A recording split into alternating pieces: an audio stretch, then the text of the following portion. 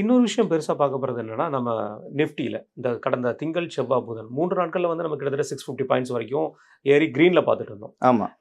உலகம் முழுவதுமே பல சந்தைகள் மார்க்கெட் வந்து டவுன்ல தான் பார்த்துட்டு இருக்கோம். நம்மளுது கொஞ்சம் கிரீனா இருந்துச்சு. கிரீனா இருக்கு. நான் கொரியெல்லாம் 12% வரைக்கும் கீழ போச்சு. நம்ம அவ்வளோ தூரத்துக்கு நம்ம கீழ போகல.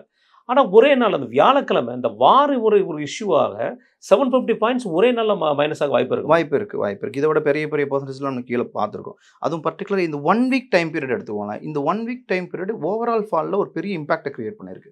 இப்போ நம்ம ஒரு 4 விஷயம் நம்ம பார்க்கலாம். இப்போ நிஃப்டின்னு எடுத்துக்கிட்டோம் அப்படின்னா, ஆல்மோஸ்ட் நமக்கு நிஃப்டி வந்து ஓவரால் 13% இறங்கியிருக்கு. இந்த ஒரு வாரத்துல மட்டும் பிப்ரவரிலேருந்து இது வரைக்கும் நான் சொல்றேன். பிப்ரவரிலேருந்து இது வரைக்கும் 13% இறங்கியிருக்கு. இந்த வாரம் மட்டும் 3%. ஓகே.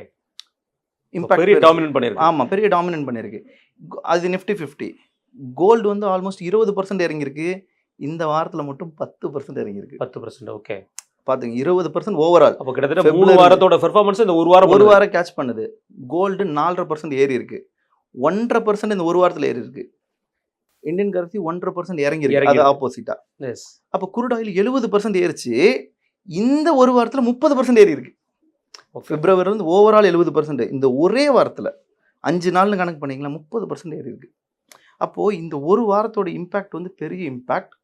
இது இன்னும் நீடிச்சதுன்னா இதை விட பெரிய பெரிய விஷயங்களை நம்ம கண்டிப்பா சந்திப்போம்.